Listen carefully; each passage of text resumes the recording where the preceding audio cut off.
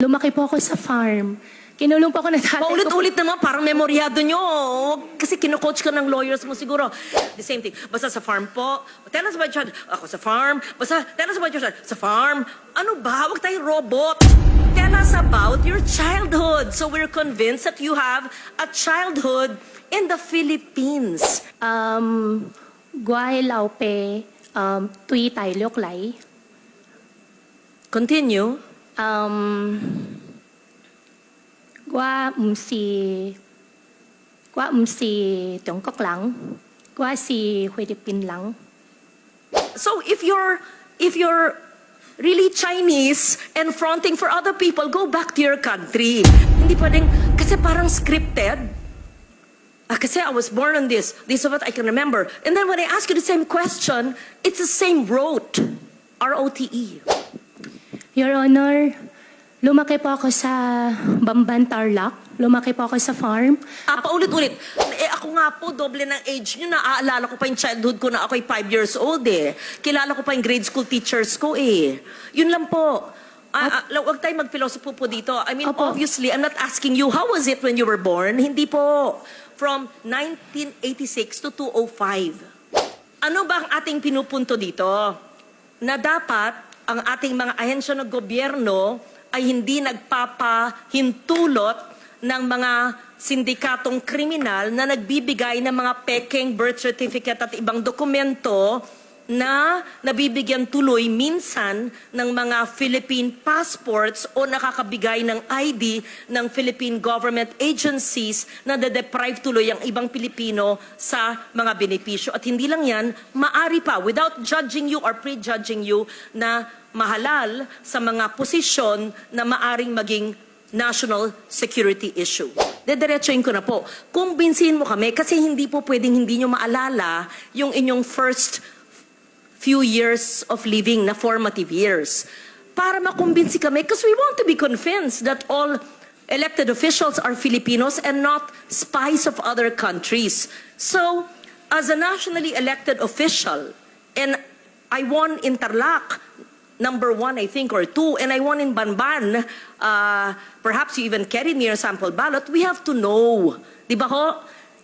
So, if you're really Chinese and fronting for other people, go back to your country.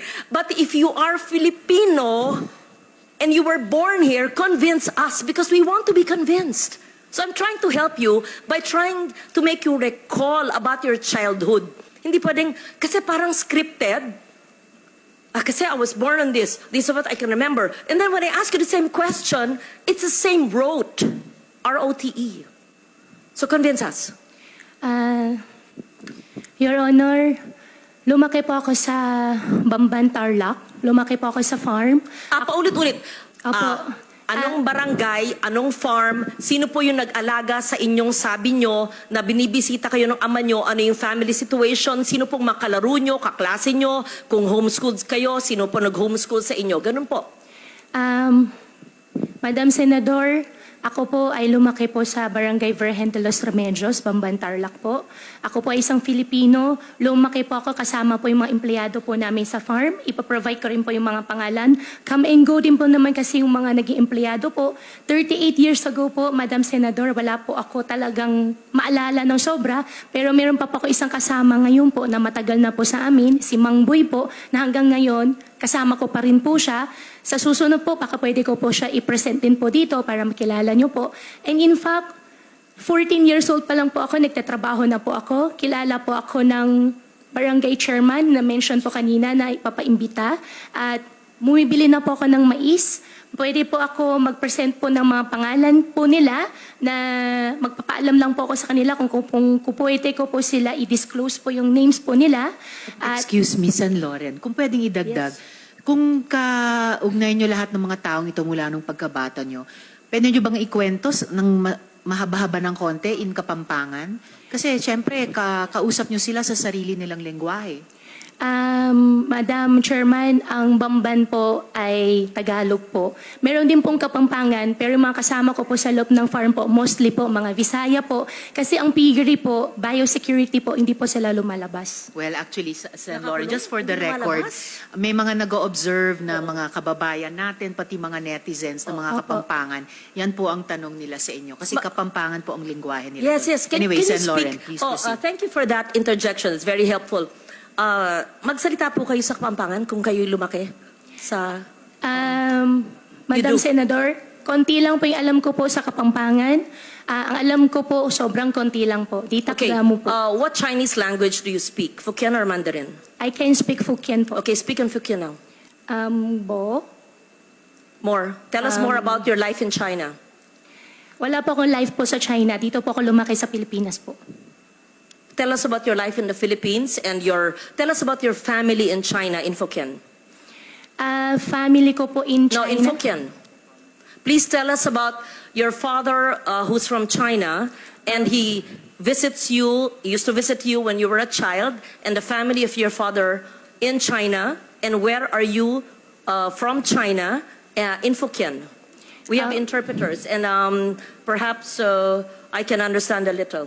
Yes po. Guay lao pe tui tai liok lai. Continue. Gua si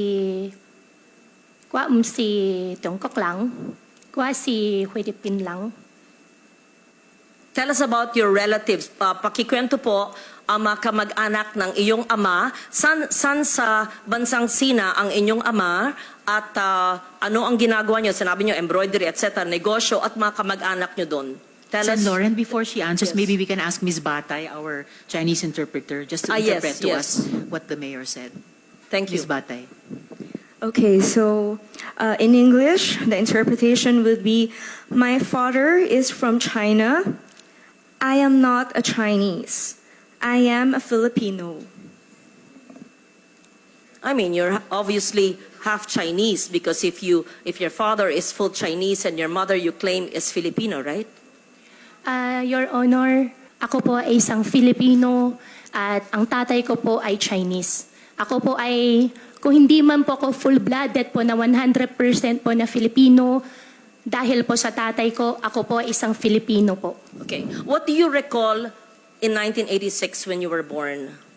Your Honor. And why is it that you obtained your birth certificate? To be fair, sometimes people only have their birth certificates much later. But tell us the process of obtaining your birth certificate in what year? What year did you get your birth certificate?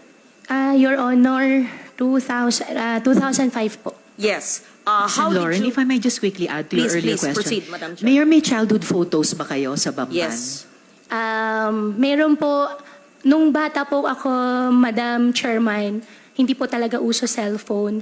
Pero sa nangyari po, meron po camera mga po. circulation po ng mga pictures ko po ng teenage life ko po sa conception. I can provide po. In fact, hindi ko po alam na meron po pala akong ganun picture. Could you kindly give us the earliest photos of yourself and your family and your workmates, playmates in your very exclusive and closed farm that you said, and your relatives in China and your father's relatives, and the time that you were born, 1986, hindi naman, okay, walang cellphone, but you must have photos. And Yes po. proof of your homeschooling. Siyempre, pag homeschooled, meron pa rin yan mga report card, hard copy pa noon, hindi pa soft copy eh. Yes po, Your Honor. Hahanapin ko po yung mga picture po. Pati So, po yung mga tao po, pati po yung mga empleyado po na kasama ko po. what was the situation, Mayor Go, noong 1986 when you were born? Where was your mother? Where were your parents? And sa mga binibisita kayo ng iyong ama at ang kasama niyong lumaki ay sino? Fill in the blanks, please. Your Honor, 1986 po, nung pinanganak po ako, wala po akong any knowledge po dahil baby pa po ako noon, lumaki po ako, may nakikita po ako mga kasama po naging partner po ng tatay ko po. At lumaki po ako sa farm, isa na rin po yung na-mention ko po nung nakaraan po na Senate hearing, si Teacher Rubilin po, nakasama ko rin po siya.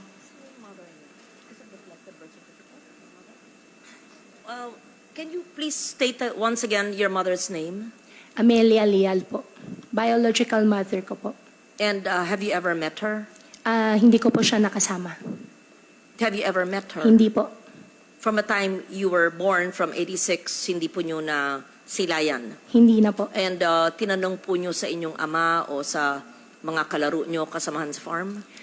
Your Honor, how I wish po I have a perfect family po. No, we lead imperfect lives. So I don't want to intrude on that. I just wanted to make sure.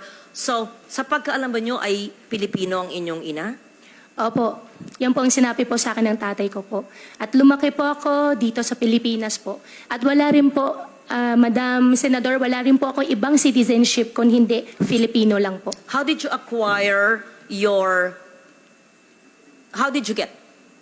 obtain your birth certificate in 2005? Minigay po sa akin, hindi po ako yung nag-prepare po nitong birth certificate. Hiningi ko po sa tatay ko po yung birth certificate ko po. Tell us more in Fukien, your childhood situation. I don't want to be intrusive, and there's no reason to explain about all of us have imperfect lives, but tell us about your childhood so we get to know you better, and your Chinese playmates, if any, Filipino associates or playmates, if any, and your family in China. In Fukien po. In Fukien, Sen. please. Opo. Sa We farm, want to hear you speak your language. ang language ko po ay Tagalog po, Senador. Ako po ay isang Filipino. Sa Yes. farm po, ang gamit po namin lengguwahe po ay Tagalog po. But speak Fukien. I just want to I hear can it. speak Fukien po, pero ang Yes. ginagamit po na lengguwahe po sa farm po ay Tagalog. There's nothing wrong with knowing languages. Yes, po. If you're good in Fukien, speak it, right? For Yes, after po. all, your father's Chinese and you're half Chinese. Don't Madam, be ashamed of that. Opo, hindi naman po ako nahiya, naman po ako na ashamed. Madam Senador, mas kaya ko po ikwento na mas fluent sa Tagalog kasi yan naman po ang mother tongue ko po kaysa sa Chinese language po. Kaya ako okay lang po na ikwento ko po in Tagalog. Okay, proceed. If you don't like to speak the language of your father, then speak in Filipino. Opo. Briefly, please, Mayor, dahil malapit na tayo mag-suspend for Ay, today. opo, sorry po ma'am. Thank you. Just brief. Apo. Thank you, Madam Chair. Lumaki po ako sa farm. 14 years old pa lang po ako. Nag-aalaga na po ako ng baboy. Ako nagpapaanak. Ako rin po nagbebenta po ng mga fatteners po na nilalabas po ng farm. Medyo, hindi po yung negosyo. Mula po 1986 when you were born, your recollection, 86 to the time you obtained your birth certificate in 2005. Madam Senador po, nung maliit pa lang po ako, nung 1986 po, wala na po talagang malala. Although ayaw ko po talaga ma-mention yung word na wala po ako malala, pero wala po No, talaga I'm ako not malala. asking about the day you were born. Obviously, nobody knows that. Any of us. I said 86 to 205. Between the day you were born and 9 years old, you would have some recollection. Ako nga po, doble ng age nyo. Naaalala ko pa yung childhood ko na ako'y 5 years old eh. Kilala ko pa yung grade school teachers ko eh. Yun lang po. Huwag tayo magpilosopo po dito. I mean, Opo. obviously, I'm not asking you, how was it when you were born? Hindi po. From 1986 to 205. Madam Senador, lumaki po ako sa farm. Kinulong po ako ng tatay ko. Paulit-ulit naman, parang memoryado nyo. Kasi kino-coach ka ng lawyers mo siguro. Just, magkwento, parang kaibigan. Parang nagpunta senador sa'yo, oh, Mayor, kamusta na kayo? Kamusta ang buhay nyo dito? Napana kayo sa farm? How was your life when you were born? O, ganun. Sino yung neighbors nyo, playmates nyo, paano yung pamilya, binibisita ka ng ama mo, ganun. Kwento lang. Madam Senador, As a Filipino, as you claim. Opo, gustong-gusto ko po magkwento. Ang playmates ko po doon sa farm ay yung mga dati po namin empleyado rin po. Kamenggo po yung mga tao pero may mga luma, mga matatagal po namin empleyado. Pagbalik ko po ngayon araw, hahanapin ko po sila at sa susunod po na Senate hearing, isasama ko na lang din po Ako, sila. aaralin pa ng mga abogado. Teka po, anything. When I say, your first 10 years of your life, the first 9 years of your life, kilala ko pa yata yung isang abogado mo sa likod mo. Anyway, the first 9 years of your life, what is the first image that comes? Tell us about your farm life. Must be a charming, idyllic life, right? Opo, nasalo po ako ng farm. Di po ako pinag-aral po ng tatay ko po. Ang nagtuturo po sa akin si Teacher Rubilin po na na-mention ko po nung nakaraan na Senate hearing. And how I wish po really, Madam Senador, na I have a perfect life po. No, However we're po, not talking about pinalaki po ako sa farm. imperfections or perfection. Kwento lang nga eh. Opo. 9-10 years po. Siyempre man, Mayor, may maalala, 38 ka lang eh. Opo, sa farm nga po ako lumaki po, Madam Senador. Hindi po naging normal po, hindi po naging normal po I'm yung not buhay ko asking po. nga normal or it's Madam Chair, I know that time is limited and I would want to get to know the mayor. As I said, we're giving you the opportunity to prove to us that you are Filipino. Opo. We ask you the questions which I would ask normal people. I would ask you, Risa, tell me about your childhood, right? Sorry, in our childhood, I talk about my child. Yun lang. Nothing to be defensive about. You don't have to say the same thing. Basta sa farm po. Tell us about your child. Ako sa farm. Basta tell us about your child. Sa farm. Ano ba? Huwag tayong robot. Tell us about your childhood. So we're convinced that you have a childhood in the Philippines. And if we ask you to speak about a foreign language, to speak in a foreign language that you are, nabihasa ka, ay hindi, mas magaling po ako sa Pilipino. Ba't may kakaya kung magaling sa Fukien? Kung magaling ka mag-Mandarin? Wala. Maganda nga. Marami ka na lengguwahe. I will leave it at that and I will Opo. ask more questions in the next hearing because ano ba ang ating pinupunto dito? Na dapat ang ating mga ahensya ng gobyerno ay hindi nagpapahintulot ng mga sindikatong kriminal na nagbibigay ng mga peking birth certificate at ibang dokumento na nabibigyan tuloy minsan ng mga Philippine passports o nakakabigay ng ID ng Philippine government agencies na deprive tuloy ang ibang Pilipino sa mga benepisyo. At hindi lang yan, maari pa, without judging you or prejudging you, na mahalal sa mga posisyon na maaring maging national security issue.